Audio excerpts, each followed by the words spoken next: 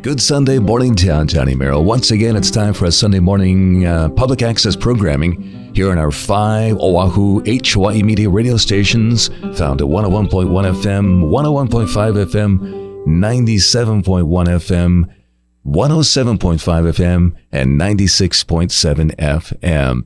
And it was August 8th, 2023. A fire burned down the town of Lahaina, what was the worst fire disaster in the U.S. in more than a century. And Joe Kent, Executive Vice President of the Grassroots Institute of Hawaii, is here to discuss this extremely tragic situation. Good morning to you, Joe. Good morning, Johnny. Well, Joe, you were just on Maui this past week. What was the mood like there after this horrific tragedy?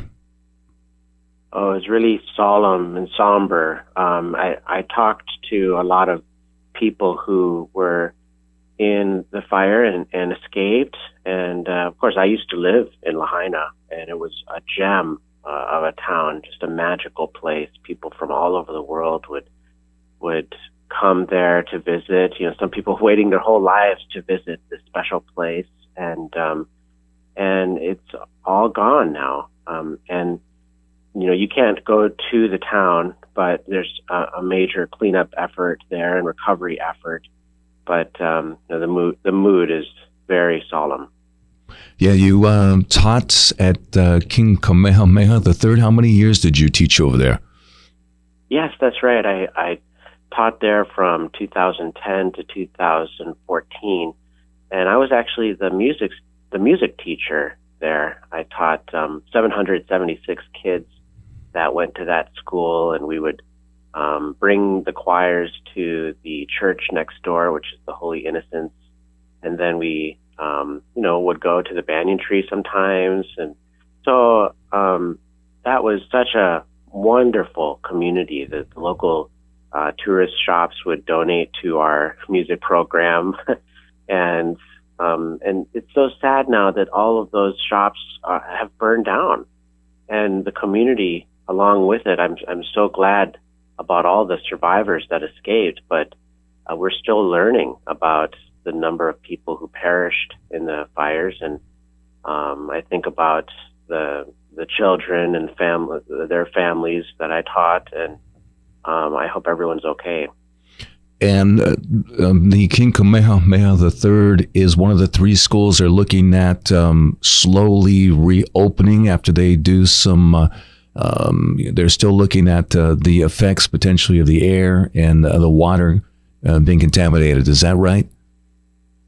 Yes, the area right now is has so much toxic debris, and the infrastructure is so badly damaged that it's really too soon to prescribe, what to do. So I think all the statements about what they'll do should be taken with a grain of salt at this point, because they still need to assess the situation, and that's going to take at least a few months.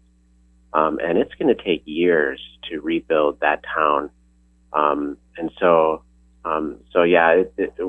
A lot of this is wait and see. Yeah, with Joe Kent, Executive Vice President of the Grassroots Institute of Hawaii, and he was just on Maui this week. And the videos are coming out. People have sat down with the major news networks, the local people putting forth their feelings. When you were on the ground, what were people saying about the disaster and how they experienced it? Well, people are grieving, and there are 5 stages of grief, as you know. There's denial, anger, bargaining, depression, and acceptance. And I think everyone right now is just in the shock and denial phase. I've talked to some people who actually were in the fire who still didn't believe that it happened.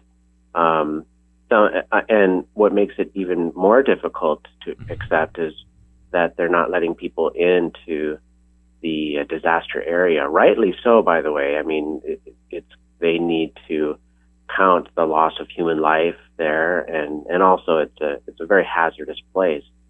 And so there's also a lot of anger too that's welling up. I see of people trying to understand why this happened, and also there's a lot of tears of joy, in the sense that they're happy that made it and that they're still alive, and there's a sort of pride for the community as well. So lots of emotions there.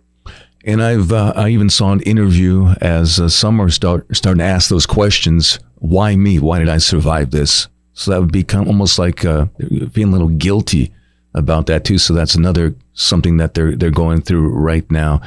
Joe, what do survivors want to do now with their lives after you were on the ground this week? What are they saying?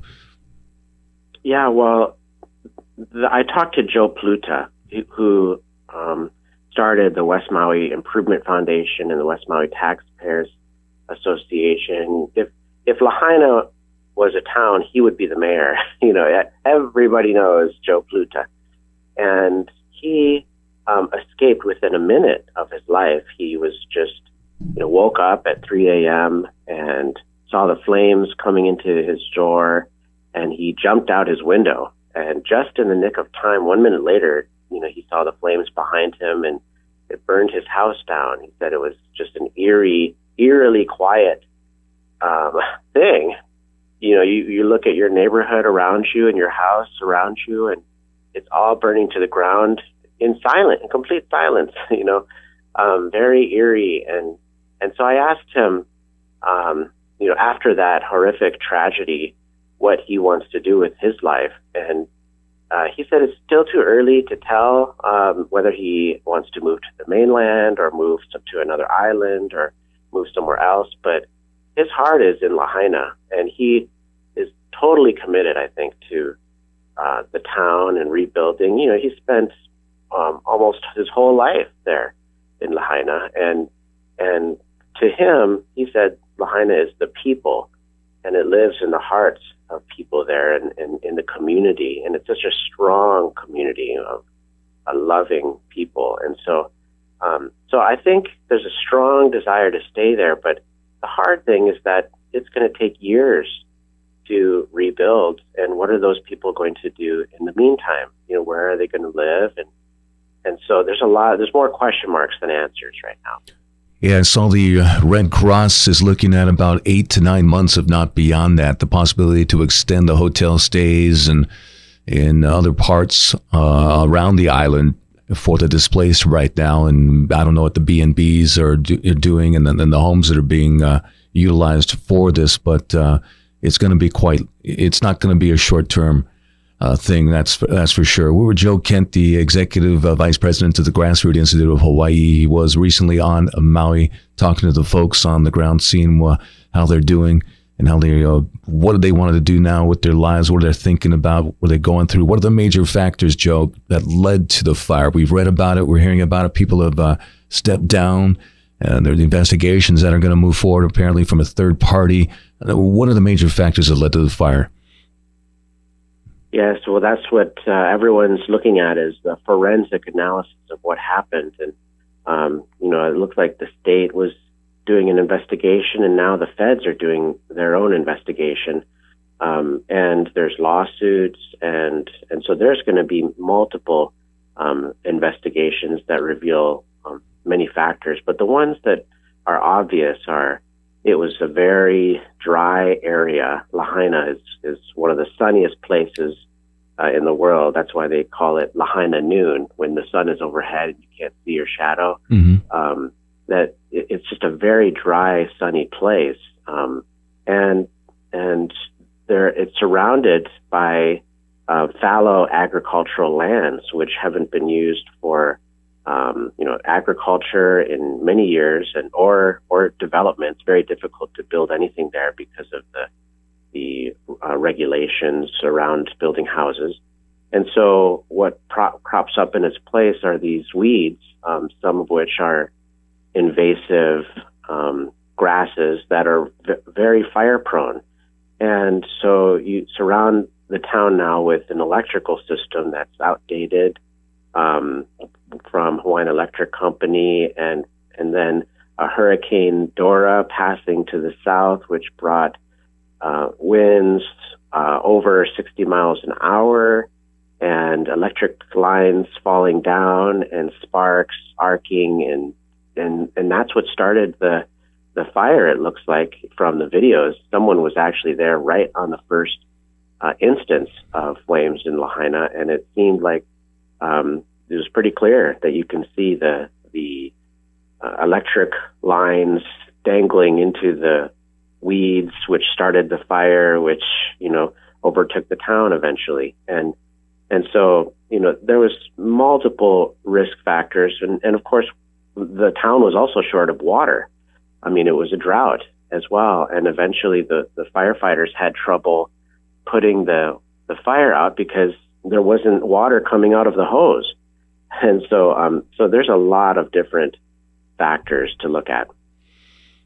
Speaking with the Executive Vice President of Grassroots Institute of Hawaii, Joe Kent. And to what extent was the Maui Fire Department and the Maui Emergency Management Agency prepared for this fire? What can they have done to be more prepared, I guess, at this time and in the future? They're looking into that. That's what these investigations are. But what in your opinion, what could they do to be more prepared in the future?